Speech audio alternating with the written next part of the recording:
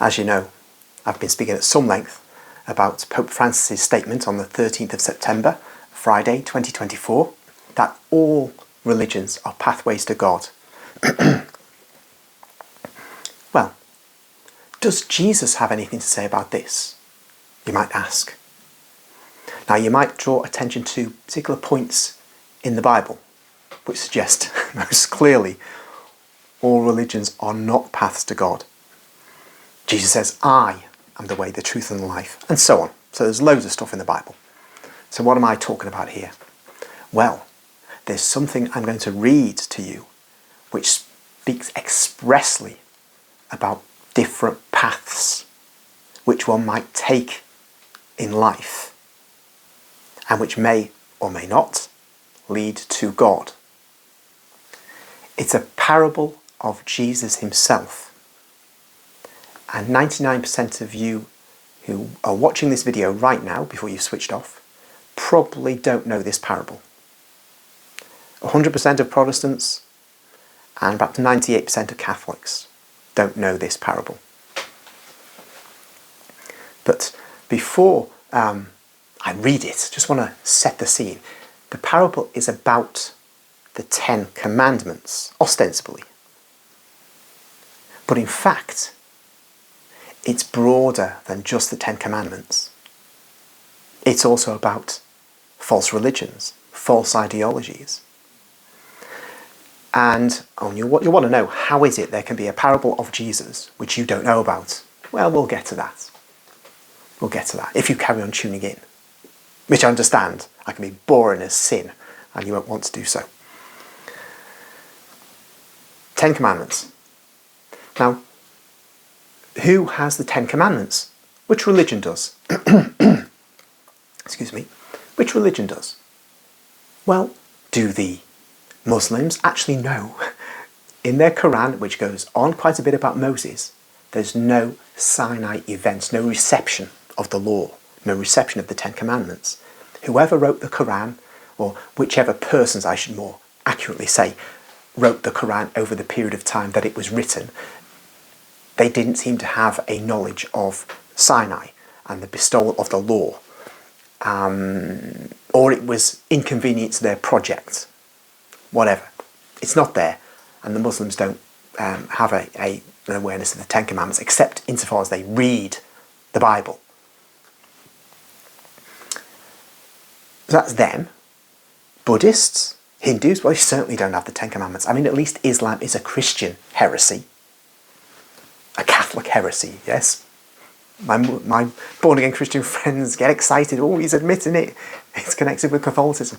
Well, yeah, because Catholicism was the religion of the Roman Empire, which was just really operating in the East, although Emperor Justinian had made great efforts through his commander-in-chief, General Belisarius, to recapture parts of Italy and parts of southern Spain and parts of North Africa. This was the Catholic religion of this empire. In fact, Justinian, this was before Muhammad was born, kidnapped the Pope, kidnapped Pope Vigilius. How dare he? It's like Napoleon did in the early 19th century, these people. Anyhow, that's all by the by. We have the Byzantine Empire. It became known as Byzantine Empire in the 19th century. We should call it the Roman Empire. But HQ being in Constantinople, Byzantium in the east. And the religion of that empire was Catholic. Just as the entire Roman Empire, which had a western half, became Catholic under the Emperor Theodosius the Great in about 395 AD. So, this is the scene. And Islam is in existence in that context, comes into existence, evolves over a period of a couple of centuries, connected in some way with some character called Muhammad, who was a warrior, but lots of things were added to his story as time went on. He's an Arian heretic, basically, some kind of Christian without Christ being God. Common attitude in Arabia at the time. And so that's the context in which Islam can be described as a Catholic heresy. But the other religions I mentioned, Buddhism and Hinduism, they don't have the Ten Commandments. None of the pagan religions have the Ten Commandments. But it might, the Jews. Well, Jews today are not Jews. Face it, people. Benjamin Netanyahu's real name is Milakovsky. He's from Eastern Europe. Ben Gurion, it's not his real name. I don't know what his real name is. Eastern European communist. They're all from East European communism. Let's think of another name that I could think of from that gang. Anyway, Yitzhak Shamir, Menachem Begin, all from over there. By the way, big terrorists, big time terrorists. If you're British, and you have any regard for the British Army, when we talk about terrorism, these guys were not the very beginners, but they were major instigators of terrorism. So that's going on to another area. But all areas are connected. But they're not religious Jews, they're communists. And today, that's why Israel is kind of like a socialist state as it was founded to be. That doesn't matter so much. But the fact that the religious Jews, they're Talmudic, they're rabbinic Jews. They don't have the religion of Moses. They've got something called the Talmud and other documents, and these are built upon what was in the Bible to the extent of completely distorting it and going against what it says.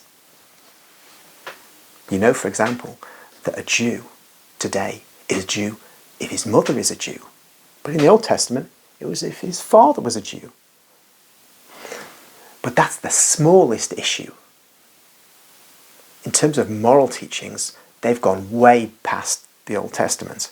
I won't go into some of the colourful stuff that those folks believe. They make the Muslims blush.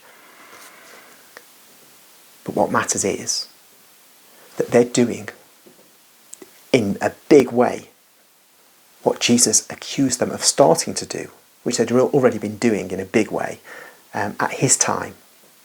They're covering the beauty of the law with all their stuff, all those accretions like barnacles on an old ship. They may have the Ten Commandments in the Torah, but are they following them? Do they really give them a high regard? Or do they regard what their rabbis say about them and how all kinds of the accretions that they've added are what really are normative for them? That's the reality. But there are some Jews called Karaites, I think that's the name of them.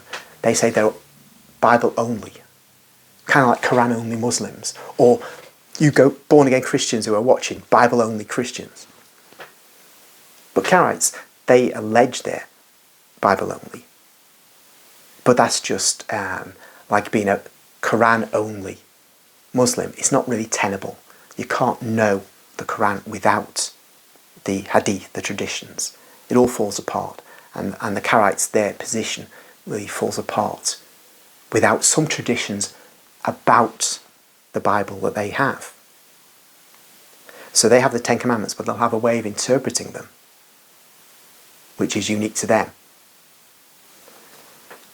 So this really means the Ten Commandments are only properly in the possession of those who call themselves Christians. So is that the end of the story? Nope, it isn't. Because there are interpretations of the Ten Commandments within Christianity. This whole business of Christian Prince slagging us Catholics off, God bless him. I keep saying I love the man. But then, you know, I've got strange loves. If you're not British, you won't know of a man called Ian Paisley, the Reverend Ian Paisley, who would regale us with no surrender. Ulster says no. No popery. That's my best Ulster accent I can do. I'm sorry. But I loved the man. He's dead now. But he was a firebrand in the 60s and 70s to stop, you know, any attempt to take their version of Ulster, that is 6 of the 9 Ulster counties, out of the United Kingdom into Ireland. Yeah, but I don't know, I have an affection for the man. So there we are. Because these Ulster Protestants, they're firebrand, you know. They really believe in their religion.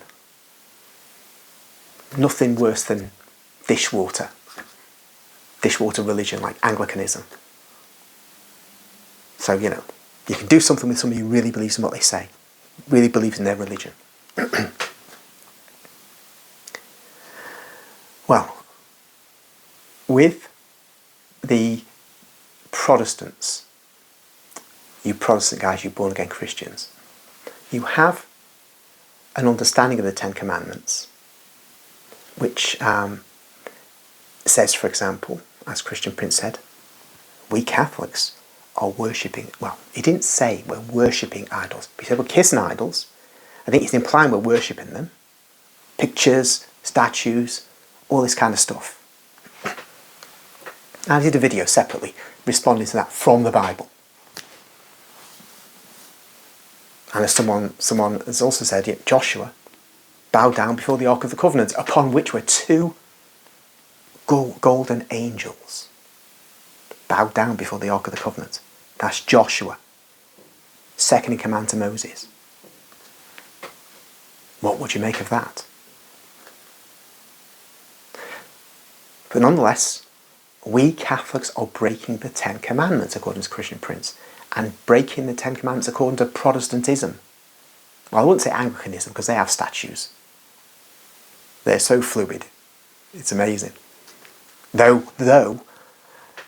they're tough guys destroyed, I think according to Eamon Duffy, 99% of England's patrimony in the Reformation, smashed everything, burned everything, except what was valuable, that could be stolen, tapestries, led off the roofs. That's why all the monasteries, you can see just skeletal remains of the great monasteries of England, which made England England, gone.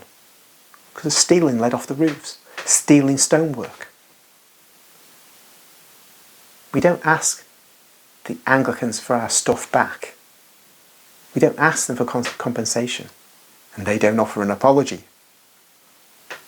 Never mind. England will be ours once again. It's in the cards. But I'll not talk about prophecy right now. We're idolaters. But we have the Ten Commandments too, and we say, no, we're not idolaters. What's to be done? Look at what the early Christians said. Unless you really want to be standing on your position without any regard for anything, like be your own pope. Well, if you're going to be pope, you've got to have a basis for that in early Christian writings, early Christian tradition, ideally in the New Testament, such as we have Matthew 16, 18 to 19. If you got the keys given to you by Jesus, you are the pope, and you can tell me that I'm an idolater. But if you haven't been given the keys, then you can't do anything like that. And you haven't been given the keys, because only Peter was given the keys. And it was his successors that received the keys after him. And his latest successor, for good or for ill, is Francis. So, really, we need to be looking at what the early church was saying about images, what it was saying about the meaning of the Ten Commandments. I'm just choosing one commandment, but you could look at all 10 to understand what they really mean, and to get out of this Catholics saying this, Protestants saying that. Just look at what the early church was saying. And it's not saying look at what the Catholic Church teaches officially in its catechism or in its past catechisms. Just look at what early Christians were saying, whether they be popes, bishops, theologians, whatever. Just look at that. It's much healthier to do that than simply going at it as if everything began in the 21st century. So we Catholics, from our position, say that the early church agreed with us on the meaning of images, sacred images, and the rest of the Ten Commandments.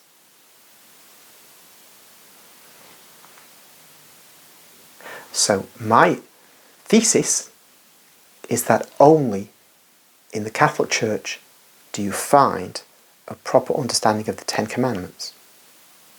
Nonetheless, I'm opening it out again now. I'm not saying that that Francis's terrible statement of Friday the 13th was all about the Ten Commandments. It wasn't.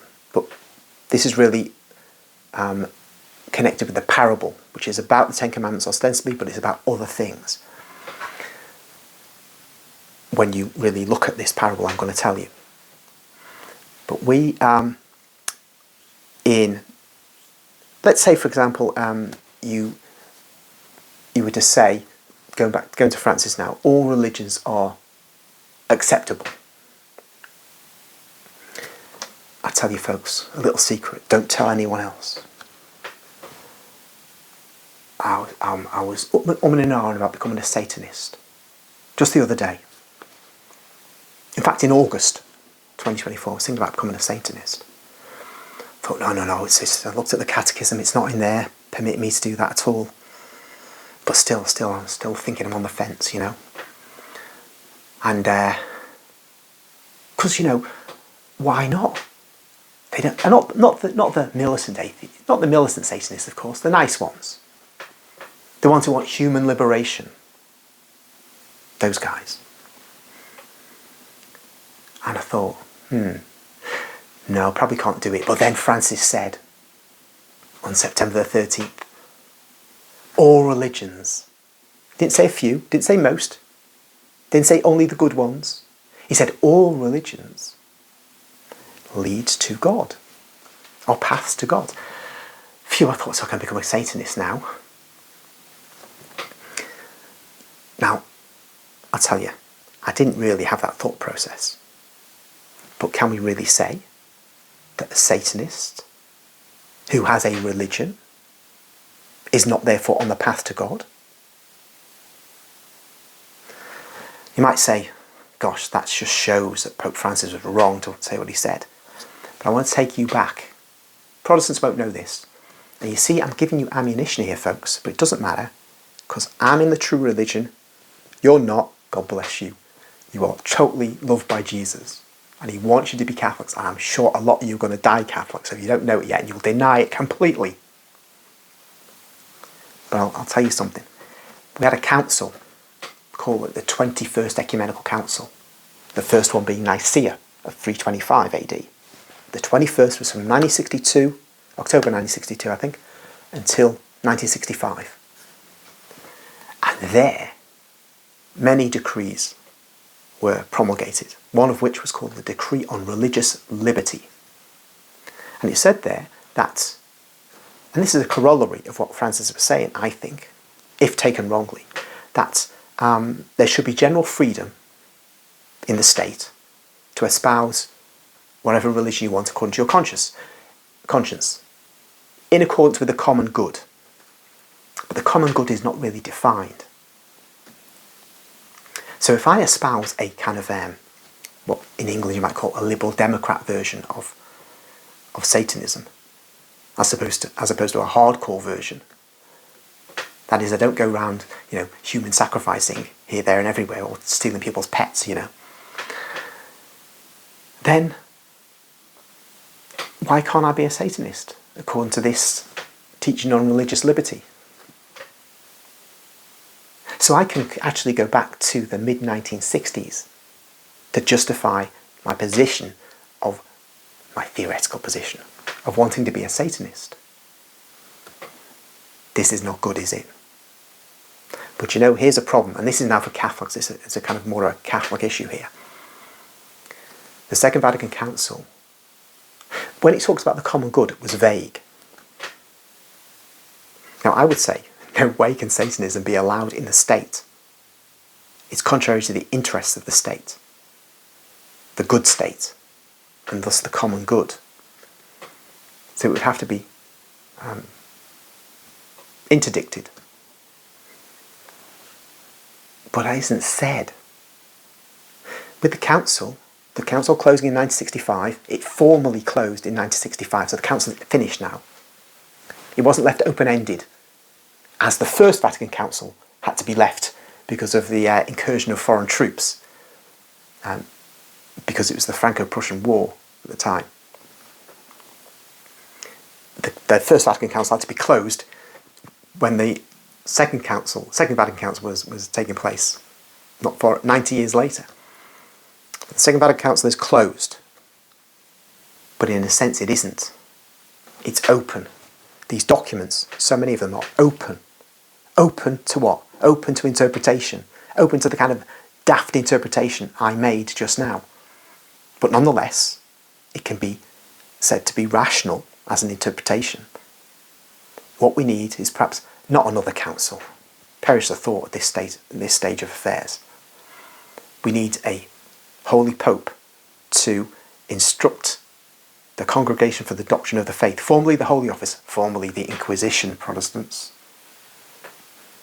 A great institution. Hey, don't say no it wasn't. Moses conducted an inquisition at Sinai. Sometimes you have to do tough things because men are stupid. So, we have a holy pope who then gets the Congregation for the Doctrine of the Faith to go through every single Second Vatican Council document to explain explicitly what it does mean and what it does not mean. And then we can have a full closure of the council. And all these pernicious interpretations that we've had to suffer for 70 years will be made to go away. Well, they won't, because the next thing we need is real, tough, iron fist discipline to remove all those who are mucking about with the holy faith. There's no alternative. Pope St. Pius X was hard as nails. Benedict XV was a tough cookie too. Pius IX was tough, but I think that Monsignor Joseph Clifford Fenton, who was the head of the American Ecclesiastical Review until about 1969 when he resigned because of the way things were going. Can't remember whether he chose to or whether he was forced out. This is post the Second Vatican Council, when all these changes were raging.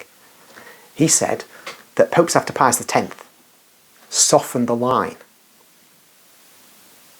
It's worth a sobering thought that when you're dealing with heresy, because the church always has had Satan working underneath it, of course he's going to look for Christ's church, look for ways in, chinks in the armour, kind of broken bits of wood in the ark, to let the foul waters get in. It requires the captain of the ship to be extremely ruthless. Otherwise we'd end up like the Protestants. And there's some extent to which that's happened because of a lack of firmness by popes since Pius X. Leo XIII, his predecessor, was equally tough. And Pius IX. We need to revive his 1864 Syllabus of Errors. In fact, perhaps I should read some of these great old encyclicals sometime. It puts fire in the Catholic belly, but also gives us a sense of direction which we have not been given throughout my lifetime. No wishy-washiness in the historic Catholic Church. So, we need firmness in getting the house in order. But prior to the firmness, we have a statement which clarifies all those Vatican documents definitively. It's like an example. Until the 1960s, we would say the Church of Christ is the Catholic Church. With the Second Vatican Council, it was said the Church of Christ subsists in the Catholic Church, subsisted in, if I don't mangle the Latin too much. And so in the year 2000, Conrad Ratzinger produced a document called Dominus Jesus, which explained what subsisted in means. Boy, oh boy, why bother? Why bother? I mean, not why bother explain it. Why bother having the problem in the first place that needs to be explained? This is a classic case of shooting yourself in the foot. There are not many institutions that have shot themselves in the foot as well as the Catholic Church in the last half century plus. So that has to stop. And because this particular video has gone on for so long, which was supposed to be just an intro to the main meal, It's more than an hors d'oeuvre. It's like it's a full entree, eating the whole thing. Everybody else is not just your own. So I'd better stop the parable in the next video. So I shall try to upload that not long after this one, so you don't lose the thread of the setting of the scene that I've tried to do, and which has, as usual, dragged me hither and thither, this subject and that subject. But hopefully, interesting to some of you. I know I'll have lost most of you. That's just the way it goes. I don't mean lost intellectually, I mean just you'll have gone away some time ago. But there we are. See you next time. Soon.